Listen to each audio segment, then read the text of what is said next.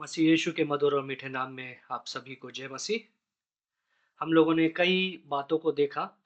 अब सब कुछ देखने के बाद में हम फिर से इसको एक सरल ढंग से, छोटे ढंग से इसको दोहराते हैं।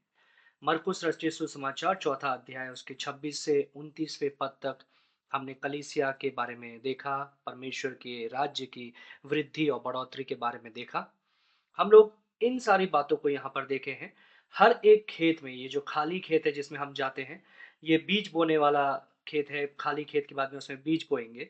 बीज बोने के बाद में फसल उगेगी। फसल की फिर कटनी करेंगे। हमको ये ध्यान में रखना है कि हर एक समय में उस समय के लिए जो ठीक और सही उपकरण है, हथियार है, औजार है, वही औजार हमको लेकर के जाना है।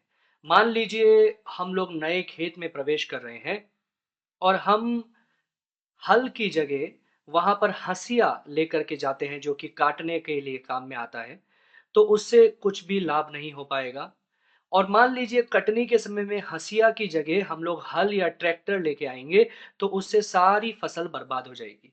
तो हमको ये ध्यान होना जरूरी है कि सही समय पर सही उपकरणों को, औजारों को इस्तेमाल में लें। क्या क्या औजार हमने देखे थे? सबसे पहला जो है प्रवेश। प्रवेश के अंदर हमने लूका 10 1 से 11 तक देखा था। यूहन्ना 1 का 35 से 42 तक देखा था। लूका 10 का 1 से 11 तक हम लोगों ने देखा था कि कल्याण के घर को खोजने के बारे में, उसके घर पे रहने के बारे में। यूहन्ना 1 का 35 से 42 तक हम लोगों ने देखा था हमारा जो दायरा है, जिन लोगों को हम लोग जानते हैं, जो हमारे मित्रगण हो, जो हमारे आस पड़ोसी हैं, जो हमसे संबंधित है, उनको सुसमाचार सुनाने के विषय में देखा था। उसके पश्चात दूसरा खेत था सुसमाचार। दो चीजें यहाँ पर देखी थी हमने। पहली है मेरी कहानी, जो मेरी व्यक्तिगत गवाही हमने बताया, जिसके 3 भाग हैं। दूसरा है परमेश्वर की कहानी। परमेश्वर की कहानी, उसका मतलब है सुसमाचार सुनाना।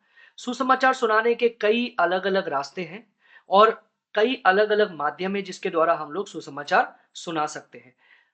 इनमें से बहुत सारे माध्यम अच्छे हैं, बहुत सारे माध्यम हम लोग सीख सकते हैं, लेकिन सबसे अच्छा ये है कि हम लोग एक माध्यम, एक तरीका सीखें और उस तरीके को हम लोग याद कर लें, ताकि उस तरीके से हम लोग जाकर के सुसमाचार सुना सकें।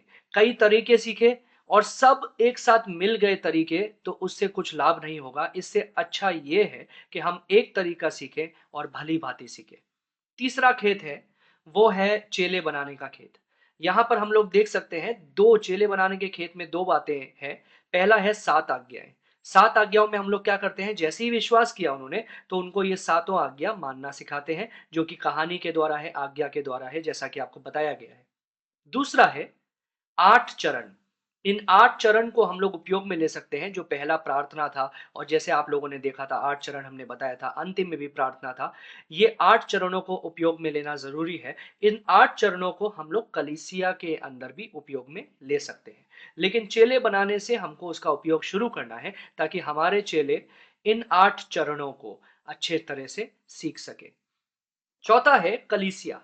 कलीसिया के अंदर हम लोगों ने 2 बातों को देखा था। पहला एक सरल कलीसिया को देखा था, फिर एक स्वस्थ कलीसिया को देखा था। सरल कलीसिया के 5 भाग देखा था और स्वस्थ कलीसिया, परिपक्व कलीसिया के भी परिपक्वता के 5 भागों को हम लोगों ने देखा था।